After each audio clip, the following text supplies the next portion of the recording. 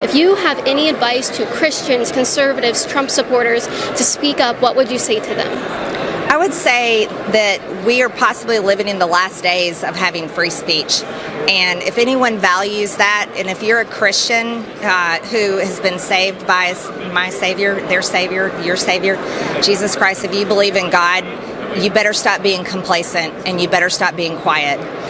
We are given this grace, and we're not meant to keep it covered. We're not meant to keep a lid on our light. We're meant to expose it to the world, and we are supposed to be brave.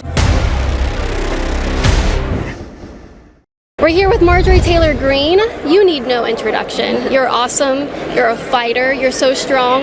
A lot of people like to say you're my mom, so that's okay with me. I'll take that. You're a very good, solid, conservative, gun-loving, Second Amendment supporting young lady. So that's you heard it here. Marjorie is my mom. So, okay. Ever since you won your election back in Georgia, the media has just loved to attack you, and it seems as if because they don't have Trump to go after, you are their new target. How do you handle it so well? Well, the way I handle it is I didn't run for the media. I ran for the people. And my saying during my campaign, and I continue to say it, is people over politicians. As a matter of fact, that's so important to me. We have that on my wall in my office in Washington, D.C., and I can't wait for Nancy Pelosi to stop running our Capitol like it's some kind of military state and we get that border wall taken down. I can't wait for the taxpayers and my constituents to come in and see me in my office so they can see how much they mean to me. But the media, we know exactly who they are. We saw it with President Trump over the past 4 years. Most of the mainstream media is Democrats. They support Democrats. They want these progressive policies in place, and they use their powerful platform to push these policies. And so when someone who's conservative like me, and I truly love America, and my policies are America first, just like President Trump, and I support him completely, and I can't wait for him to speak tomorrow, they want to tear me down and smear me and create a narrative that they can sell to the public. And how I handle it is that's not who I am, and all of my family and friends are constantly appalled at their attacks, and so are my constituents. And so here's the great news. You don't worry about bullies. You don't let them bully you, and you don't worry about their lies, and you keep putting one foot in front of the other and doing the right thing, because it's not about the media in this country, it's about the people. My story is kind of similar to yours, because right now I get chased out of college campuses. They don't want me in these public spaces. They chased you and voted you out of your committee. And I know in your press statements you say, well, now I have more time to focus on the people back in Georgia. Are you still of that mindset? Are you regretting that you aren't on that committee at all? Or are you still happy with who you are and where you're going? Oh, listen, that was a great big gift. Yeah. From the Democrats and 11 of my very weak Republican colleagues. It was 10 that voted for impeachment on Trump. It was 11 that voted to kick me off. And most of those people have been censured in their own districts and states. So I think they're hearing from people exactly the message they need to hear. No, being removed from committees right now was the best thing that could have happened to me, because the Democrats are running Congress. They do not care about the Republicans' voices, Republicans' ideas, Republican amendments, Republican policies on these committees. And so by removing me from committees, I have been freed up of having to listen to their woke, progressive, ridiculous, socialist, Democrat ideas for hours on Zoom meetings where they actually sit and wear a mask on the Zoom meeting. So I'm freed up to go be back at home, serving my constituents, having town halls, talking with people at home and hearing their ideas.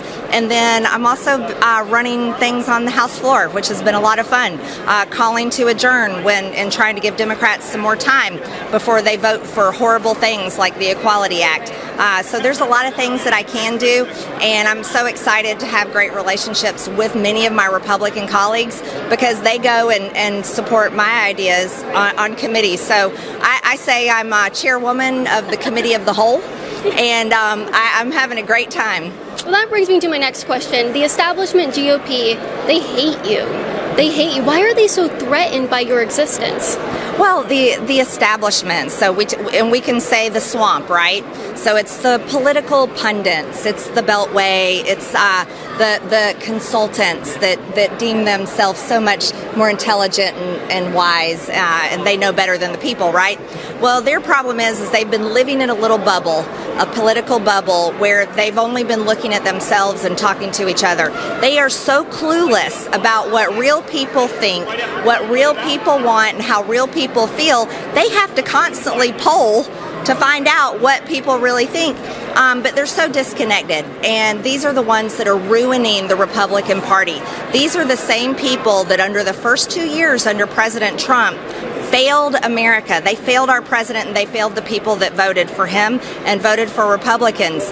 And that's why Nancy Pelosi and the Democrats won in 2018. And so, what I have to say to those establishment Republicans is, you're not representing the people that are voting Republican, and they're losing their people's support. And so that's why they're getting censured. That's why everybody hates Adam Kinzinger. That's why everybody's fed up with Liz Cheney, and nobody cares about those type of Republicans. It's old.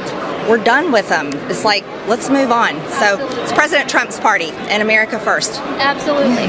One of the things that you wear on your mask when you do have to wear one is... I've got this one today. This is my impeach Biden. But you wear one that says end abortion. Yes. What does ending abortion specifically, ending abortion, mean to you? Where do we go with it?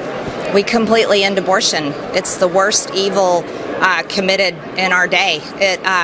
Roe versus Wade happened in 1973. I was born in 1974. So my entire life, your entire life, babies are murdered every single day in the womb, and that's a horrific evil.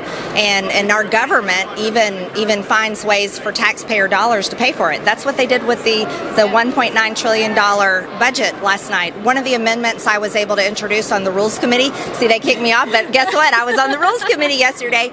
I introduced an amendment to stop all federal funding of that bill to go towards abortion. Democrats rejected it, of course, because they reject everybody's, Republicans' amendment. Yeah. We need to end it. We need to end it. Over 62 million people have been murdered. They've been canceled.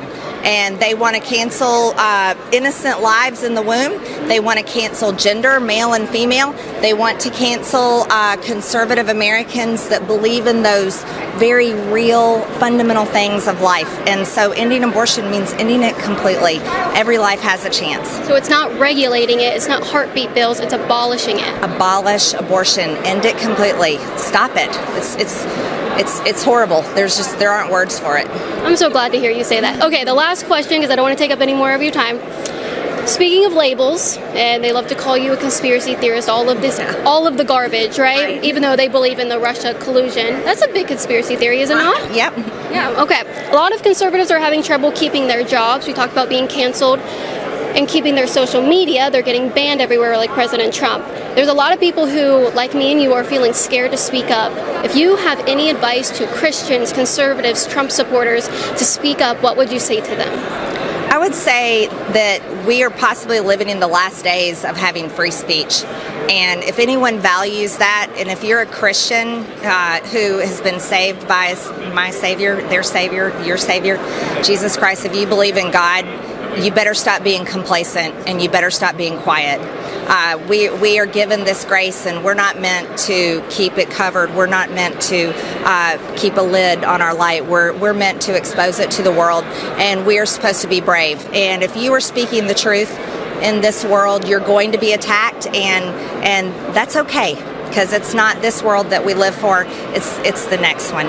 And so what I say to everyone is whether you're a religious person or whether you're not one, you have a great gift that most people on this planet don't have, and that is the freedom of speech. So use it, and don't ever forget that people like me that have been elected, everyone that works in government, everyone that serves in government, works for the people. It's a customer service relationship. See, that's something I understand as a business owner. I have to serve my customers, and their tax dollars pay for my paycheck. They pay for everything to do with government, and the American people need to remember that. So, it's hold people accountable. Tell them exactly what you have to say, feel, think, and hear, and never stop. Don't get discouraged. Don't get bullied by the media. Don't get bullied by big tech. Who cares about Mark Zuckerberg and Google and all these people? It's not about them. It's about the American people, and the people matter. So people over politicians. I just keep saying it. On behalf of my audience, I just want to say so many people love you, Marjorie, because you are real. You are a real American. You're not an elitist out there, and I just want to say on behalf of them, we love you. We truly do. You represent us, just like we see Donald Trump. That's what we see. We see ourselves in you and Donald Trump, and that's why we love you so much. So can I hug you? You're awesome. Thank you so much for everything. Thank you. As you guys noticed, I got hands put on me, a couple people trying to touch the camera or whatever. That's why I have these guys. They handled it very well. The only way I can get them is if you support me at patreon.com/Kaitlin Bennett, even just $5 a month.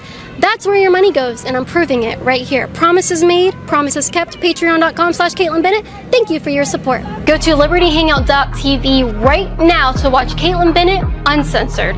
Not only will you get to watch exclusive content from me, but you'll get to say you stood for the truth, you stood against radical leftism, and you stood up for America.